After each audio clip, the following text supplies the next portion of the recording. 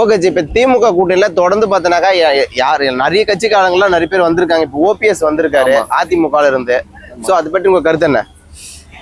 பத்தி ஒன்றும் சொல்றதுக்கு இல்லை ப்ரோ. அவரும் ஆனா ஒன்றும் இல்லை, 26 வந்து இப்போ சொன்ன மாதிரி டிஎம்கே பிளஸ் டிஎம்கே ஆப்போசிஷன் பார்த்தா டிவிகே இருக்கும். தென் இப்போ ஏடிஎம்கேல வந்து ஒரு 6+ இது இருக்குல்ல, அது நம்பர்ஸ் பார்த்தனா கட்சி ஆளுங்க வந்து இருக்காங்க இப்போ. அதனால மேபி ஒரு பயம் இருக்கலாம் அப்படின்ற மாதிரி டிஎம்கேல வந்து நிறைய பேர் இப்போ வந்து கூட்டணியில இப்போ ஒவ்வொருத்தர இப்ப திமுகவுக்கு மிகப்பெரிய போட்டி வந்து அதிமுகவா இல்ல டிவிகேவா? ஏடிஎம்கே தான்.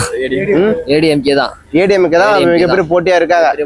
விஜய் ரெண்டு பேர் தான் போட்டி. அது யாரா இருக்கு? ஒன்னு டிஎம்கே, ஏடிஎம்கே ஒன்னு டிஎம்கே. ஆமா. இப்ப விஜய் எத்தனாவது இடத்துல வருவார் நீங்க நம்புறீங்க? விஜய் வரலாம் ப்ரோ, 3வது இடத்துல வரலாம் ப்ரோ. வேற அடுத்து யார் இருக்கா? ஓகே. 3 மாசம் ஒரு 4 மாசத்துக்கு முன்னாடி ரிசல்ட் எப்படி இருந்தது? 4 மாசத்துக்கு முன்னாடி வந்து எல்லாம் எதிர்பார்த்தது வந்து டிவிகே தான். வந்து ஆட்சிக்கே வரலைனாலுமே ஒரு எதிர்கட்சி செகண்ட் இடத்துல வந்து டிவிகே தான் எதிர்பார்த்தோம். ஆனா அதுக்கப்புறம் இப்ப நம்ம ஏடிஎம்கே வந்து பிஜேபி கூட்டணி அதெல்லாம் பார்க்கையில ஏடிஎம்கே கொஞ்சம் மேல வந்துருச்சு. Okay okay. இந்த தொகுதி பங்கீடு எல்லாம் பார்த்தோன்னா திமுக கரெக்டான முறையில எல்லாருக்கும் கொடுத்துருக்காங்க, நம்புறீங்களா? கரெக்டா தான் ப்ரோ. அது எப்படின்னா இப்போ தொகுதி வரையா கொடுத்துருக்காங்க. ஜஸ்ட் இன்னும் நிறைய இப்போ 26ல வந்து நிறைய ஓட்டு பிரியும் ப்ரோ. ஏன்னா நிறைய கட்சிகள் இப்போ வந்திருக்குல்ல. அதுவும் இல்லாம கூட்டணி வர பயங்கரமா இருக்கு எல்லா இதுலயும்.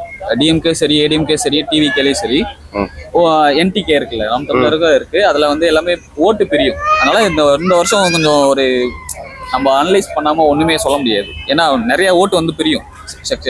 ஓகே. இப்ப அண்ணன் சீமானன் பார்த்தனா திருச்சியில ஒரு மாநாடு போட்டிருந்தாரு.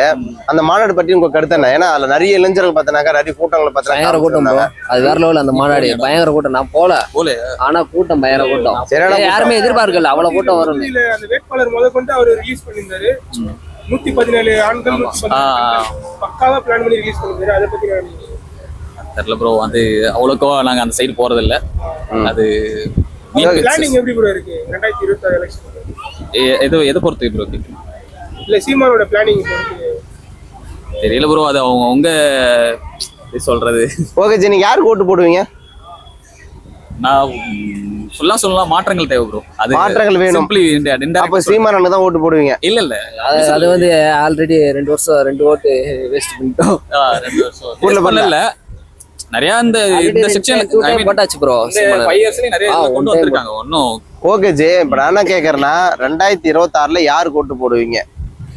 இன்னும் 3 மாசம் இருக்கு ப்ரோ. அந்த 3 மாசத்துல பாப்போம். அப்ப சேஞ்ச் இருக்குங்க, மாற்றங்கள் மாறுறது. Election bro. தூங்கி இருந்தாலும் எலெக்ஷன் ப்ரோ. யாருக்கு ஓட்டு? நீ வீட்டுக்கு போய் 10 இருந்தோட அடுத்த நாள் பூத்து தான் போணும்.